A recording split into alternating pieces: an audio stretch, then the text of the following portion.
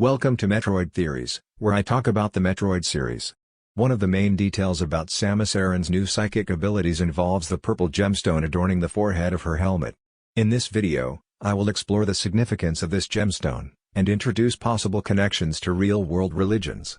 These connections are based on the religious themes in Metroid Prime 4 Beyond's second trailer. The choir accompanying Samus's fanfare, her messianic title as the Chosen One, Faith, and her new psychic abilities seem to push beyond their religious and spiritual tone when one compares the Lamorn to the Chozo and the Luminoth in Metroid Prime and Metroid Prime 2 Echoes, respectively. I'll begin by pointing out a recurring color in Beyond, purple. During the beginning of the first trailer, a purple beam is fired. Both the nebular design within the black hole of Beyond's logo, as well as the word Beyond share this color. During the second trailer, purple appears in the cabbage-like plants and vase-like plants on planet Viewros. Furthermore, Samus's gemstone, visor, barrier suit lights, arm cannon, and her psychic beam are purple. When Samus enters what I'll refer to as her psychic mode, a purple aura, and even convexes appear on both sides of her visor. The psychic mode is purple, as is the ethereal Lamorn she encounters. The scorpion-like tip of Carvex's vine, its thorns, and its petals are purple. When Beyond's logo is shown again near the end of the second trailer, even the background is purple. What is the reason behind this common color? It's known that purple is associated with royalty. The Lamorn appears to present itself in this context by using the royal we, that is, the majestic plural. Purple also seems to have a spiritual significance as well, but for the purpose of this video, I want to focus on the color in a religious context used by Charles Webster Leadbetter, in his 1927 book titled The Chakras, a monograph. On page 13, he wrote, "The sixth center, the frontal, between the eyebrows, has the appearance of being divided into halves, one chiefly rose-colored, though with a great deal of yellow about it, and the other predominantly a kind of purplish blue, again closely agreeing with the colors of the special types of vitality that vivify it." Perhaps you're wondering why I brought up chakras. This is because the chakra associated with the color purple is known as Agna. This chakra is the brow chakra, or the third eye chakra, which coincides with the gemstone adorning the forehead of Samus's helmet.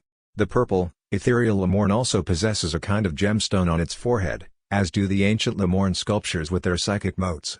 According to the Edgerton Buddhist Hybrid Sanskrit Dictionary on page 90, the term Agna in Sanskrit typically means command or authority. In Buddhist contexts, particularly in Pali and Buddhist Hybrid Sanskrit, it takes on a specialized meaning, perfect knowledge or esoteric understanding. This perfect knowledge is often associated with the state of arhatship, the fully enlightened state of an arhat, a perfected being in Buddhism who has attained liberation. Based on this information, the idea of commanding can be observed in Beyond's second trailer, especially when it comes to Samus controlling her own psychic beam. Furthermore, when you observe the Lamorn, it appears to have taken on an enlightened state. However, there's more to the Lamorn besides its ethereal appearance. Consider the 6 protrusions, 3 on each side of its head. It's been noted by the people at Metroid Database that the head of the Lamorn appears to be inspired by amphibians known as axolotls. Axolotls have 6 external gills, 3 on each side of their head. While this is interesting, I think there's a deeper meaning. I interpret these 6 external gills for the Lamorn to represent Agna, the 6th chakra, but the next chakra I have in mind is the 7th, known as Sahasrara. Leadbetter continues on 14 of the chakras. The 7th center, the coronal, at the top of the head, is when stirred into full activity the most resplendent of all, full of indescribable chromatic effects and vibrating with almost inconceivable rapidity. It seems to contain all sorts of prismatic hues, but is on the whole predominantly violet. This chakra is usually the last to be awakened. In the beginning it is the same size as the others, but as the man progresses on the path of spiritual advancement, it increases steadily until it covers almost the whole top of the head. You might have caught Leadbetter mentioning the color violet, which is a shade of purple. However, Sahasrara is noted to be the coronal chakra. This is an adjective of the word corona, or the crown. Here, it's understood as the crown of the head, but what I interpret the Lamorn's protrusions to be is a crown itself, a type of headgear worn by a monarch as a symbol of sovereignty. This goes back to the color purple, as well as the royal we. Leadbetter continues, but when the man realizes his position as a king of the divine light, dispensing largesse to all around him, this chakra reverses itself. Turning as it were inside out, it is no longer a channel of reception, but of radiation, no longer a depression, but a prominence, standing out from the head as a dome, a veritable crown of glory. In the case of the Lamorn, Its crown-like protrusions can also be thought of as rays of divine light radiating from its head. This sort of divinity is found in the Torah regarding Moses, who, after coming down from Mount Sinai with the 2 tablets of the testimony, did not know that the skin of his face shone, that is, radiated, because he had spoke with God. In the New Testament, Jesus was transfigured before Peter, James, and John, and his clothes became radiant, intensely white, as no one on earth could bleach them. Now, I've covered quite a bit about the religious themes that Beyond's second trailer exudes, but this trailer also brings up the subject of space-time. You might be wondering how this ties into what I've already covered. Let me start off by stating that the word chakra translates to circle or wheel.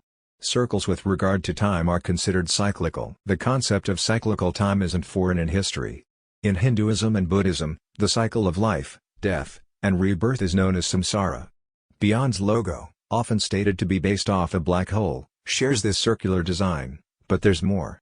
The Lamorn, or at least the bestial organism I presume to also be Lamorns, is typically compared to the Reptilicus, but I find this comparison too obvious. If you pay careful attention, the ethereal Lamorn has what appears to be a gemstone itself, much like Samus, which I've noted before. I've already presented this gemstone as a third eye, but the Lamorn also has 4 arms. Who else is like this, who is also associated with time? In her work, The Sacred Mahakala in the Hindu and Buddhist Texts, Dr. Poonam R. L. Rana from Tribhuvan University, wrote, "The word Mahakala is a Sanskrit word. Maha means great, and Kala refers to time or death.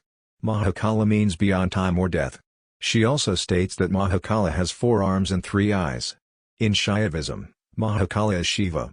Thus, what the Lamorn appears to mimic is the Hindu god Shiva, but this is as far as the similarities go between the two. 2 other Hindu gods, Brahma and Vishnu, also possesses 4 arms. This is known as Chaturbhuja, which translates to 4-armed. According to the Illustrated Dictionary of Hindu Iconography, a number of divinities are shown with 4 arms, which signify their divinity and superhuman powers. The arms also denote the 4 quarters of the universe, and hence, absolute dominion. Lastly, given the connection I made between the Lamorn and Shiva, I will share a final detail, which has been overlooked by Metroid enthusiasts. When you look at Beyond's box art, behind Samus are 3 Lamorn figures. The concept of threeness is common in Christianity, with the Father, Son, and Holy Spirit. However, Hinduism shares this trinity as well with Brahma the creator, Vishnu the preserver, and Shiva the destroyer. Whether or not these connections are intentional, I cannot say. However, if my analysis is correct, then perhaps Beyond will be the one that brings the entire Metroid Prime sub-series full circle.